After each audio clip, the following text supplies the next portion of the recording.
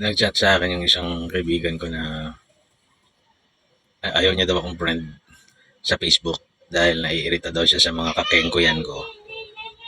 At bakit daw ako puro kalokohan lang yung nilalagay ko. Sabi ko meron din naman yung may sense. Ayaw niya daw i-like. I-like mo nga para kumita ako. Yoko. Nakaya. Pero sabi sa akin, nakita kita nagtitibag ka. Bakit nagpapakahirap ka pa ng ganyan? Di ba may anak ka na? Bakit papakahirap ka pa ng ganyan? Sabi ko, limited lang kasi po ang budget ko. Di mo naman expertise yan. Sabi ko, kumuha naman ako ng expert. Wala naman akong expertise sa buong buhay ko eh. Yun nga lang, mukhang kaya ko naman gawin lahat. Wala, hindi lang ako expert. O ibang hindi ko kayang gawin, hindi iba yung gagawa. Pero sabi ko, ito para sa anak ko to, paglaki niya. Pagka magpapagawa kasi siya, kailangan marami kang factors na i-consider. Mare, example lang to, papagawa kang garahe. Siya may lalagay sa sakyan mo habang ginagawa yung garahe. Saan yung landingan ng materials mo? Nagpa-deliver ka ng simento, buhangin, yero, bakal, saan mo ilalagay yun? Nang hindi ka nakaka-istorbo sa iba. O pangatlo, yung i-accommodate mong tao na mag-i-stay sa'yo, okay ba sa'yo? May panggastos ka ba sa pagkain noon? Sa ano noon? Sa maayos na kalagayan noon? And syempre, unang-una, may pambayad ka ba? May pambili ka ba ng materyales? Mayroong pambayad ka ba ng tao? So ako, blessed ako sa buhay ko kasi nakatagpo ako nung gagawa na tinuturing kong kaibigan. Na nadamay ako sa magandang karma ng pamilya ng asawa ko. Magandang pakikitungo nila, nadamay ako. Nabigyan ako ng kinukonsidera ko siyang special na pagtingin nung gumagawa. Kalawa, nadadamay ako sa mga panalangin ng nanay ko. Kung ano mang good karma yung meron siya, yun yung bagamat mahirapan ako sa buhay, pero kung ano man yung swerte ko, blessing, ika nga, ng Panginoon, dahil sa panalangin ng nanay ko. Yun yung protection ko eh. Hanggang ngayon, nanay ko pa rin yung sumasalba sa akin eh. Hindi man siya pera, hindi man pero siya yung sumasalba pa rin hanggang ngayon. So, ayun, kung mapapanood to ng anak ko, marami kang i-consider na pagka nagpapagawa ka. So, dito lang, naka-istorbo ako ng border ko kasi wala silang sampayan. In-adjust nila kung saan sila maglo-laundry. Di ba? Yung mga ganun. Though technically, hindi naman nila inupaan yung space na yan sa akin. Sa kanila yan, sila nag-occupy niyan. Para sa kanilang mga labada, sampay, mga ganun. So, naka-istorbo pa rin ako. Ngayon, tinanong ako, ano pa bang, pagbutihin mo nga para ka na, mas magaan yung yung kalagayan mo. Sabi ko, hindi ko alam eh. Talagang sa pagpapagaan ko ng kalagayan ko, kailangan mag-iirap muna ako. Ganun talaga. Gaya nito, gastos, stress, at saka pagod ng katawan talaga.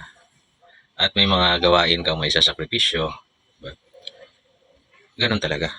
Sana yung anak ko, kung interesado siyang mag-build, magtibag-tibag, mag-jackhammer, magbuo-buo ng garahe, o kung anong bubuuin niya, sana may malaki siyang lugar. Yun na lang yung mga pangarap ko ngayon sa anak ko. Puro sa anak ko na. Sana meron siyang mamasterin niya yung skill niya, may pera siya pang pa-deliver ng materials, pambili ng tools, sana may matagpuan rin siyang makakasama niya na magtuturo sa kanya ng mga skills. Sana ganun. Kasi ako kulang ituturo ko sa kanya. Pang labor lang, hindi pang foreman. Diba?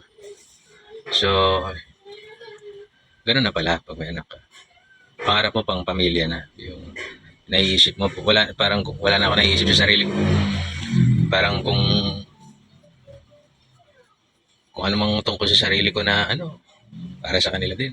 Siyempre sa nanay ko. Sa magulang mo, sa mga nagpalaki sa akin. Diba? Ganun na ngayon. So, isa pa, one more thing, bukod sa lesson to sa anak ko. Very, very important sana na ako yung pinapangarap ko sa kanya. Ako kung ako mangarap sa kanya, gusto ko para siyang Bruce Wayne. Batman, yung bilyonaryo ka, tapos ganun ka capable. Wala kang kailangan. Pero buhay sana kami. Buhay sana yung buong pamilya. Bruce Wayne na ulila naman ako eh. Tapos meron siyang Alfred na butler na nagmamalasakit sa kanya ng pagkakatiwalaan niya ng buhay niya, di ba? Sana makatagpo yung anak ko ng ganun. Para siyang Batman na buhay yung mga mahal sa buhay. Tapos, magkaanak siya ng madami. Gusto ko yung pag kinulong mo siya, hindi mo siya makikulong. Hindi mo siya mahuli. Beyond the confines of the world government. Yung pangarap ko sa kanya ang putang. Pero, realistically, ang gusto ko lang, magtatrabaho siya, masusuklian, makikisama siya ng mabuti, magiging mabuti siya, mabuti rin mapalibutan siya ng mga magmamahal sa kanya, hindi siya kakainggitan, pagmamalasakitan siya, pagmamalasakitan yung anak niya, maayos yung tingin sa kanya sa komunidad. Yun lang, maligaya na ako. Kasi ako, hirap ako dun, hindi yun ang karma na napunta sa akin. Struggle talaga.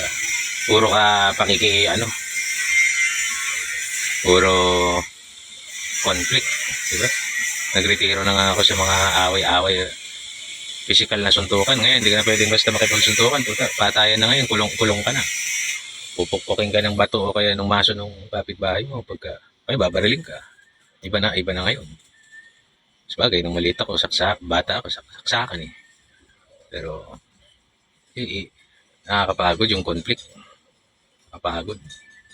Lagi kang may, alam mo yon, yung hindi mo protektado yung lugar mo.